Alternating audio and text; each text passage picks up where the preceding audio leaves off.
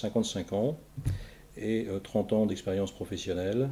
J'ai commencé dans le monde de l'équipement automobile pour, après 18 années passées dans ce monde-là, rejoindre le monde de l'équipement industriel, en particulier un groupe qui s'appelle KSB, qui fabrique des pompes et de la robinetterie industrielle.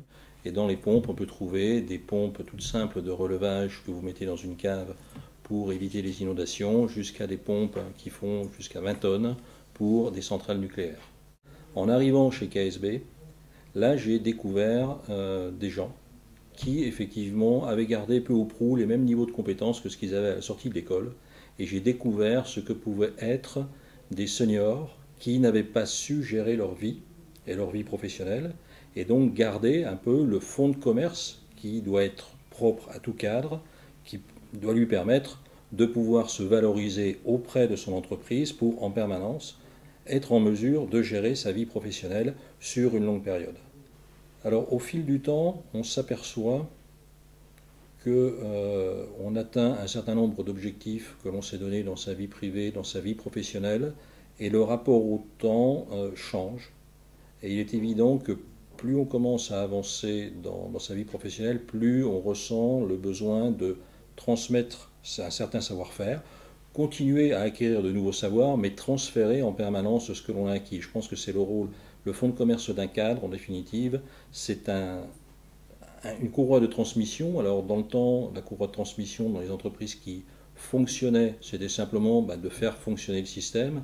Maintenant, dans les économies du savoir, les entreprises apprenantes, on doit aller apprendre des choses nouvelles et savoir les décliner dans l'entreprise.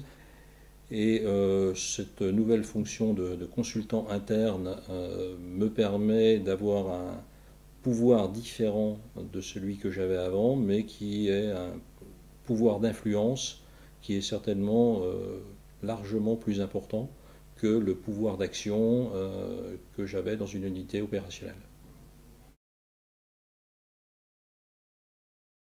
Ce nouveau challenge m'a amené à avoir une vie professionnelle complètement différente de celle que j'avais précédemment. Travaillant sur le monde entier, je suis amené à beaucoup plus à me déplacer. C'est quelque chose qu'un senior peut tout à fait manager. Il est évident que ce genre de vie m'avait déjà été proposé lorsque j'avais 40 ans et j'avais refusé parce qu'au niveau de la vie privée, à 40 ans, on a d'autres objectifs. 55 ans, mon fils apprend le chinois en Chine, ma fille vit en Normandie, nous on vit en Dordogne, donc le fait de se déplacer ou pas n'est pas si important que ça. Donc ça change complètement la vie privée et ça remet certains piments. Et sur la vie professionnelle, effectivement, c'est de nouveaux challenges. Il faut réapprendre à parler un petit peu allemand, réapprendre à se servir d'un certain nombre de logiciels informatiques. Avant, j'avais une assistante qui, effectivement, me faisait ça, là, me déplaçant énormément. Mais même si j'ai gardé une assistante en centrale à Paris, c'est moins pratique. Donc, je suis obligé de faire un certain nombre de choses par moi-même. Et d'autre part, il est nécessaire aussi d'apprendre à connaître des tas de nouvelles personnes avec des cultures différentes. On ne travaille pas de la même manière avec des Indiens, des Chinois, des Allemands.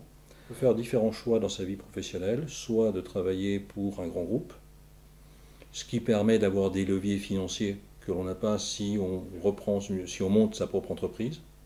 Mais dans tous les cas, on est acteur d'une entreprise.